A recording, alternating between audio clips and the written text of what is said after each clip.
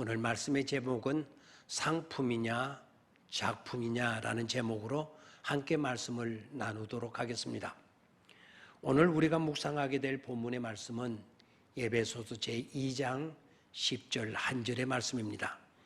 에베소서 2장 10절 한 절의 말씀을 우리 다 같이 보도록 하겠습니다. 우리는 그가 만드신 바라 예수 그리스도 안에서 선한 일을 위하여 지으심을 받은 자니 이 일은 하나님이 전에 예비하사 우리로 그 가운데서 행하게 하려 하심이라. 아멘. 우리의 삶에 있어서 중요한 것은 상품 인생을 사느냐 작품 인생을 사느냐의 문제에 있다고 봅니다. 즉 제품이냐 아니면 작품이냐, 상품 제품이냐 아니면 글작품이냐의 문제입니다. 수가 중요한 것이 아닙니다. 많은 숫자가 아닙니다. 얼마나 오래 사느냐 하는 시간이 중요한 것이 아닙니다. 얼마나 내실 있게 얼마나 의미 있는 삶을 사느냐가 중요합니다. 많은 숫자가 아니더라도 짝퉁 일꾼이 아닌 명품 일꾼이 되고 상품과 제품이 아닌 글작품 일꾼이 될 때 그것이 바로 우리가 살아야 할 삶인 것입니다. 그렇다면 오늘 우리는 누구이고 있습니까? 짝퉁이고 있습니까? 상품이고 있습니까? 공장에서 만들어 찍어낸 하나의 제품이고 있습니까? 아니면 명품입니까? 아니면 하나님의 글작품 중에 글작품이고 있습니까? 여기에서 필요한 것은 우리들의 정체성의 문제입니다.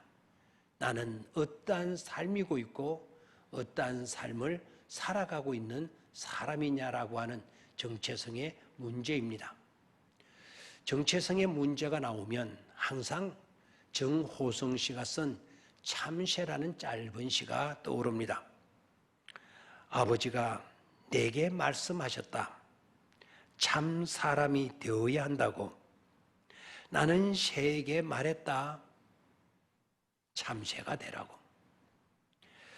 우리는 항상 하나님께로부터 선택받은 하나님의 영토에서 하나님의 통치를 받고 사는 존재임을 분명히 하는 것이 중요합니다.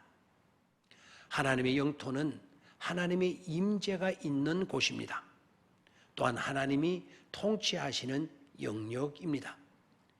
우리는 하나님이 임재하시는 곳, 하나님의 말씀이 흘러나오는 곳에서 꿀송이보다 더 단 하나님의 말씀으로 살고 또한 살리는 일에 쓰임받기 위하여 존재하는 명품 일꾼이요 하나님의 글작품이라는 사실을 잊지 말고 살아야 하는 것입니다. 이것이 오늘 본문인 에베소 2장 10절의 말씀의 내용입니다. 우리는 그가 만드신 바라 예수 그리스도 안에서 선한 일을 위하여 지으심을 받은 자니 이 일은 하나님이 전에 예비하사 우리로 그 가운데서 행하게 하려 하심이라. 이 말씀을 조금 첨부해서 말씀을 드릴까요? 우리는 그가 만드신 글작품이라. 예수 그리스도 안에서 선한 일, 즉 하나님의 일, 즉 구원의 일을 위하여 지으심을 받은 자니 이 일은 하나님이 전에 예비하사 우리로 그 가운데서 행하게 걸어가도록 하려 하심이라. 우리는 그가 만드신 바라라고 말씀을 했습니다. 이 만드신 바, 만드시다라고 하는 이 단어는 포이에마입니다. 포임이 시라는 영어 단어인데 시라는 영어 단어가 이 포이에마에서 나왔습니다. 즉 우리는 그가 만드신 바라, 우리는 그가 만드신 시다, 글작품이라는 뜻입니다. 그러니까 우리는 하나님이 만드신 하나님의 한편이시요 또한 우리는 하나님이 만드신 하나님의 글작품이라는 것을 분명히 할 수 있어야 하는 것입니다. 상품은 새 제품이 나오거나 시간이 흐르면 값이 떨어지고 인해 구닥다리가 되고 맙니다. 어떤 상품이든 상품은 그렇습니다. 그래서 재고가 쌓이게 되면 그것은 문제가 되는 것입니다. 팔리지는 않고 상품이 자꾸 재고로 쌓이게만 되면 그 회사는, 그 공장은 결국 망하고 맙니다. 그러나 작품은 그렇지 않습니다. 작품은 팔기 위한 상품으로 만든 것이 아닙니다. 작품은 시간이 흘러도 사람의 손때가 묻어도 오히려 더욱 진가는 높아지는 데 있습니다. 우리는 하나님의 작품, 하나님의 걸작품이요, 하나님의 소중한 시이지 절대로 상품이 아닌 것입니다. 그런 거로 자신뿐만 아니라 사람을 소중히 다루고 지켜갈 수 있어야 하겠습니다. 절대로 명품은 짝퉁과 상품을 부러워하지 않습니다.